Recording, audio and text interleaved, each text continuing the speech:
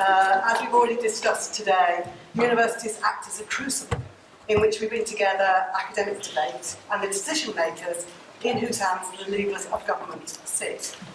Our guest presence here today shows the warm support of Her Majesty's Government for this event and their wider support in the broadening of relationships around the world that is taking place here today. There is no place in public life where the long-term interests of the United Kingdom and the NATO alliance are more carefully considered than around the Cabinet table itself. It is my very great pleasure to welcome one of that small number with whom we charge the great responsibility of making decisions that affect all our futures. He was here some months ago to address a party conference, and I expect our welcome on his return will be equally warm. However, having met some of you already today, I expect that we may stretch him a little more in the questions that we ask than the loyal party faithful might. Please join me in giving a very warm welcome to the Deputy Prime Minister of the United Kingdom, the Right Honourable Nick Clegg, MP.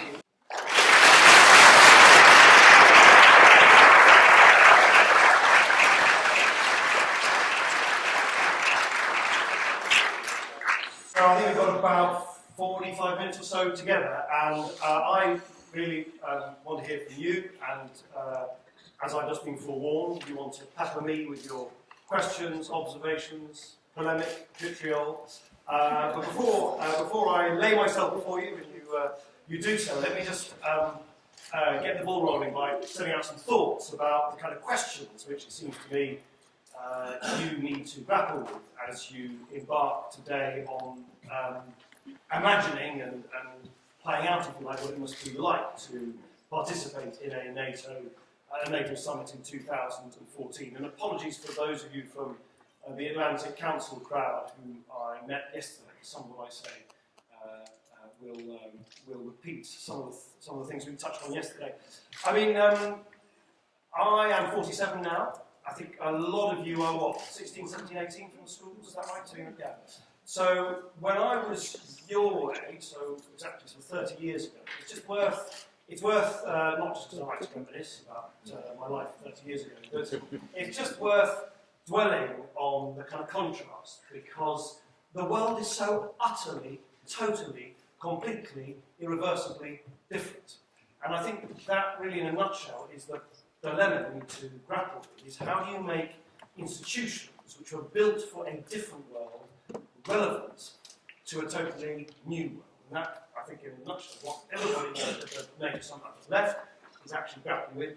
Behind all the communiques, all the conclusions, all the pronouncements, that's really what's going on, and I suspect that's what you really need to grapple with today. Let me illustrate that. When I was brought up, the thing that loomed over everything, and it is really difficult to sound rather pompously to a 47-year-old, it's really difficult to describe to those who don't know it quite how all-encompassing the Cold War was in the way that people looked at the world. It was the prison through which everything was perceived. It was, in that sense, it was a very simple, if rather terrifying world. There was the communist bloc, there was the Soviet bloc, and there was the rest. And we were really worried that at one point, the Soviet Union was going to clobber the rest. That was kind of it. I had a history teacher at school. I'll never forget, when I was 11, 12, who said, "Oh, you're not going to live beyond Christmas." It was nice to say to a bunch of impressionable 11 to 12-year-olds, because, I remember he got out this map. And I thought he was a brilliant teacher, so of course, like any dutiful 11 to 12-year-old, I thought everything he said was gospel. And he said, "Oh yeah, no, they need to get through, oh no, absolutely, they'll need to launch the Third World War in order to get to the warm water ports." And he pointed very dramatically with these maps. We were completely stunned. I'm not sure. I hope none of your teachers are talking about this like Christmas. It was quite an arresting thing to be told. But it's perhaps, of course, it appears now in hindsight absurd and comic. But it does slightly reveal the kind of world we inhabited there. It was this very bipolar world, this very kind of polarised world. This world where everything was divided in two. It was communism versus capitalism, right versus left. It was the workers versus the bosses. It was an incredibly polarised world, and you were either kind of for or against. And it had, of course, lurking behind it this fear, this elemental fear, that at any point a miscalculation could lead to the Third World War and millions, hundreds of millions of people being wiped out in a very short period of time through nuclear conflict. So that was the world in which I grew up. That, of course, all changed and changed utterly in 1989 with the collapse of the Berlin Wall.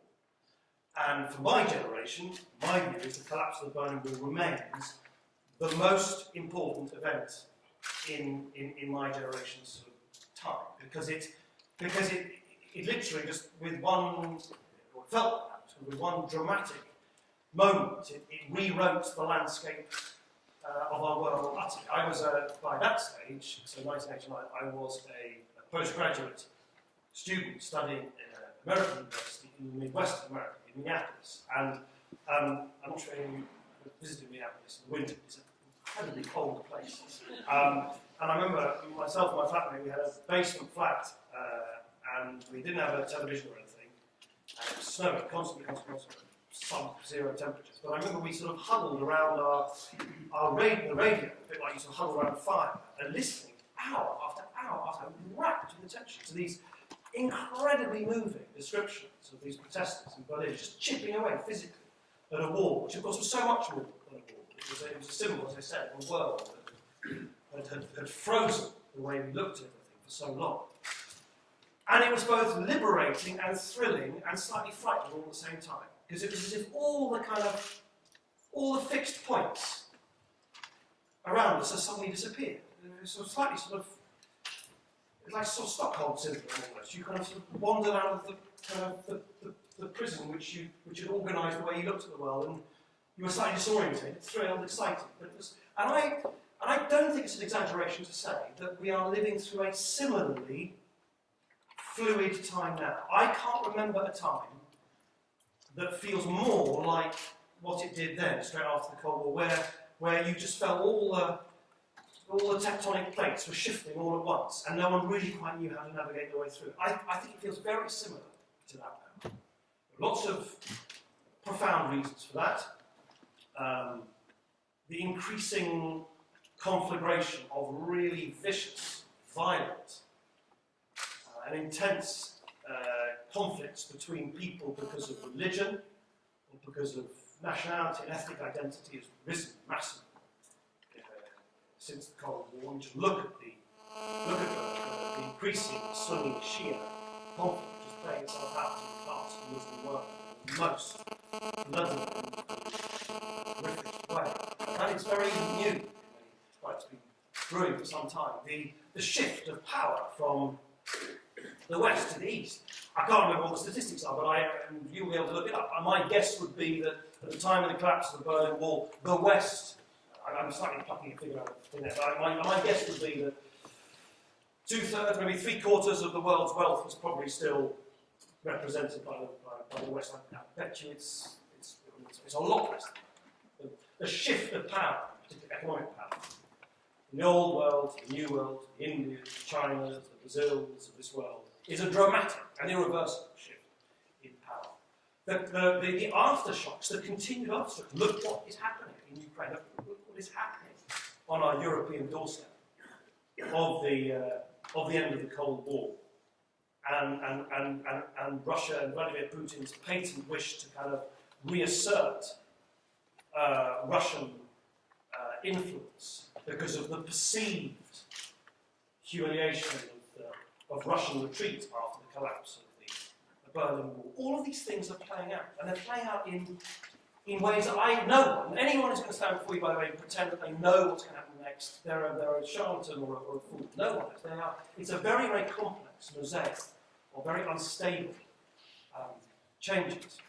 And so I think the test for all of us, and in a sense the test for you as you grapple with these issues in the classroom, in the simulation exercises you're going to do today, is first, as I said at the outset, how do we make old institutions, not just NATO, but the European Union, the Bretton Woods institutions, almost all of them were in one way or another designed as a response to the to the last World War, to the politics of the 20th century, how do you make sure that they are relevant to this new patchwork of tensions and conflicts, which have a totally different source and are driven by entirely different factors?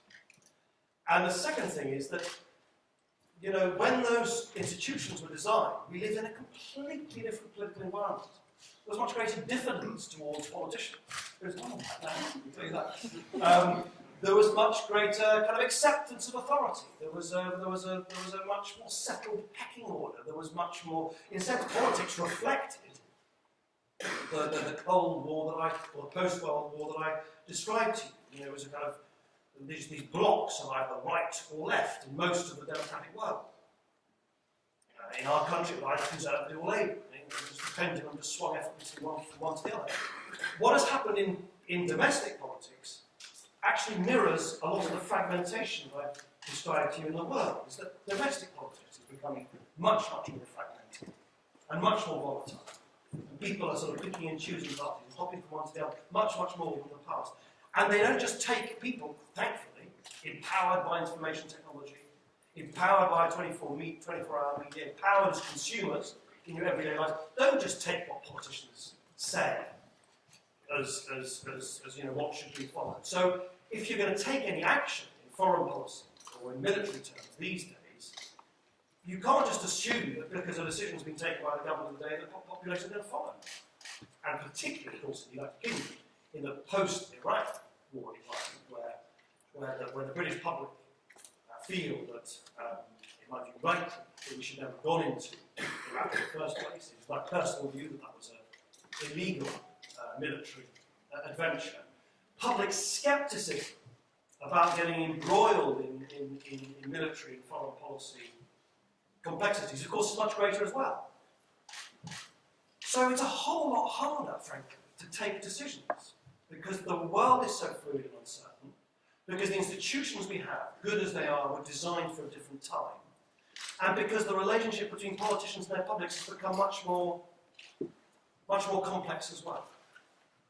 And so those are some of the dilemmas which I hope you will keep uppermost in your mind, because it is your generation that's going to have to grapple with all these dilemmas and provide solutions to these dilemmas in a way that no generation has had to before.